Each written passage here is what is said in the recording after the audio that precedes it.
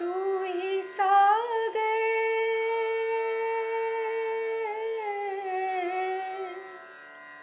तू ही सागर है तू ही किनारा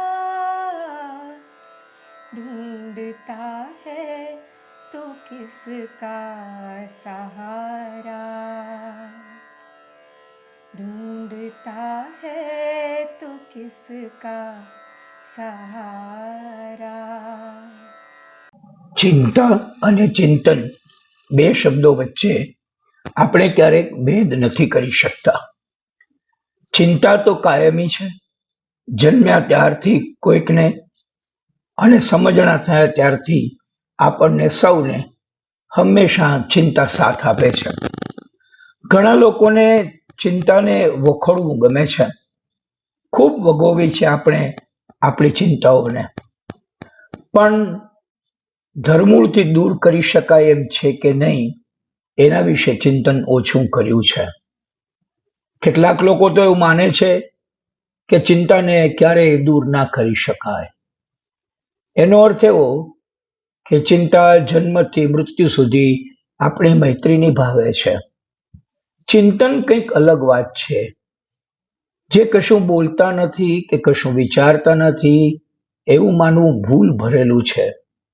જે કશું વિચારતા નથી કે કશું ચિંતન પણ કરતા નથી એવો વહેમ પણ રાખવા જેવો નથી. મનોવિજ્ઞાન તો એવું નોંધે છે કે ખૂબ ઓછું બોલે છે, તેના જીનિયસ હોવાની શક્યતા અપાર છે. મૌન વિચારને વ્યાપક રીતે વહેતો કરે છે અને વિચારની આ વહેવાની પ્રક્રિયામાંથી ધીમે ધીમે ચિંતન પ્રગટ થતું હોય છે. અધ્યાત્મના માર્ગીઓ મૌનને અને એકાંતને ચિંતનના માર્ગો કહે છે. વાતચીત શરીર સાથે હોય અને વાતચીત એકલ પંડે હોય. સંવાદ પણ મન સાથે હોય અને સંવાદ બે પાત્રો વચ્ચે પણ હોય. વાદ વિવાદ કે ચર્ચા છણાવટ બુદ્ધિ સાથે હોય અને તે સમૂહ માટે પણ હોય. પણ ચિંતન એ ચૈતન્ય સાથે હોય અને તેથી ચિંતન આત્મીય સ્વજનો સાથે થઈ શકે.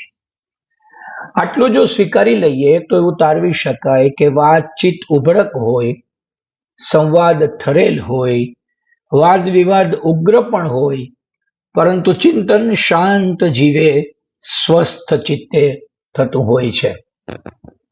ચિંતા હર પળ તમારી સાથે હોય, પણ ચિંતન માટે તમારે સમય ફાળવવો પડે. તમારે તમારી જાત સાથે રહેવું પડે. તમારે તમારા આત્મીય જનો સાથે બેસવું પડે. ખુલ્લા મને અને સ્વસ્થ ચિત્તે કોઈ એક મુદ્દો ઉપાડીને તેને બધી જ દિશાઓમાંથી હકારાત્મકતા સાથે નાણી જોવા માટે ચિંતન શિબિર છે. ચિંતન શિબિર પારદર્શી હોય. આપણે આપણું નિરીક્ષણ કરવાનું, આપણે આપણું મૂલ્યાંકન કરવાનું, આપણે આપણું SWOT એનાલિસિસ કરવાનું, આપણે આપણું આત્માવલોકન કરીને જે નવનીત મળે તે તારવવાનું અને તેનો સ્વીકાર કરવાનો. હકીકતમાં ચિંતન શિબિર પાછળનો ઉદ્દેશ તો આવો જ હોય છે. શાસનકર્તાઓ પ્રતિપળ પ્રજાજનોની ચિંતા કરતા હોય છે એવું આપણને લાગે છે, પણ ચિંતામાંથી તો ઉદ્વેગ જન્મે. પ્રજાના પ્રશ્નોને પ્રજાની સમસ્યા ન બનવા દેવા હોય તો ચિંતામાંથી બહાર આવીને ચિંતન કરવું જરૂરી બને છે. વર્ષો પહેલા દેશના આજના વડાપ્રધાન જ્યારે ગુજરાતનું સુકાન સંભાળતા હતા ત્યારે તેમણે પહેલી વખત એક સાથે રહેવાનો, એક સાથે જીવવાનો અને એક સાથે ચિંતન કરવાનો કાર્યક્રમ શરૂ કર્યો અને તેને ચિંતન શિબિર એવું શીર્ષક આપ્યું. આખું પ્રધાનમંડળ અને બધા સનદી અધિકારીઓ અને જીમજા સમાહર્તાઓ 3 દિવસ એક સ્થળે સાથે જાય, સાથે રહે, સાથે જીવે, સાથે સંવાદ કરે અને સાથે પાછા ફરે. એને ચિંતન શિબિર કહેવામાં આવ્યું. એ હકીકત છે કે રોજબરોજ એટલા બધા પ્રશ્નો વચ્ચે આ મહાનુભાવો જીવતા હોય કે તેને અત્યારનો પ્રશ્ન અત્યારે જ ઉકેલવામાં રસ પડે છે.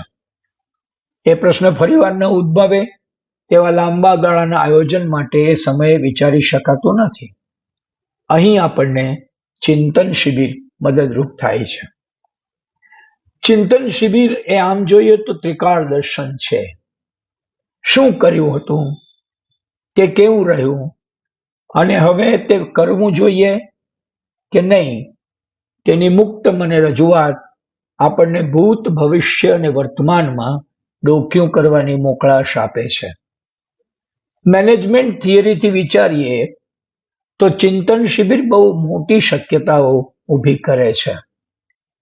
કોઈ પણ કામ માટે 4 વિકલ્પો છે: કરો, ઢીલમાં નાખો, ડબ્બામાં પેક કરી દો અથવા સોંપી દો.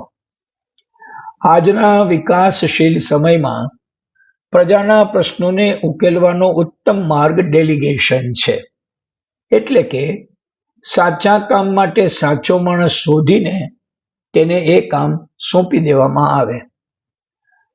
આ જો શક્ય કરવું હોય તો ચિંતન શિબિર જરૂર કામ લાગે. આપણે આયોજન કરીએ છીએ. આયોજન મુજબ કોઈ કામ કરે છે, એ કામને કોઈ ચેક કરે છે અને ફરી તેના પર વિચારીને એમાં સુધારા વધારા કરીને નવો અમલ શરૂ થાય છે. આમાં અતિ મહત્વનું પાસું કોઈ ચેક કરે છે તે છે કોઈક એને સતત ચકાસતું રહેવું જોઈએ. આ કામ કોઈ એકલાએ કરવાનું નથી. સાથે મળીને જ્યારે ચકાસણી કે તપાસણી નીડર અને નિષ્પક્ષ થાય ત્યારે જ પ્રશ્ન ઉકલે અને કાયમ માટે ઉકલે. આ શક્ય છે ચિંતન શિબિર દ્વારા. 1. વિચાર જ્યાંથી આવ્યો તે. 2. વિચારને કાર્યમાં મૂકવો તે. 3. કાર્ય બરાબર થયું કે નહીં તેની તપાસ કરવી તે. અને 4. તપાસના અંતે સુધારેલ આયોજન જેણે તૈયાર કર્યું છે તે. આ 4 સ્તંભ મળે, મુક્ત મને ચર્ચા કરે, વધુ સારું કેમ થઈ શકે એ નક્કી કરે, એ ચિંતન શિબિરની ફલશ્રુતિ ગણાય. ચિંતન શિબિર દોષારોપણ માટે નથી, પ્રત્યારોપણ માટે પણ નથી. ચિંતન શિબિર આત્મારોપણ અને આત્મસંકલન માટે છે. આવું થાય તો ચિંતન શિબિર સૌને સામેલ કરતા રહેવાની એક ચૈતસિક પ્રક્રિયા બની શકે છે. तू ही सागर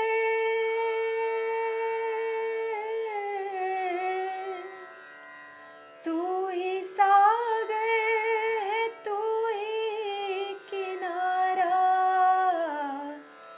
ढूंढता है तो किसका सहारा ढूंढता है तो किसका सहारा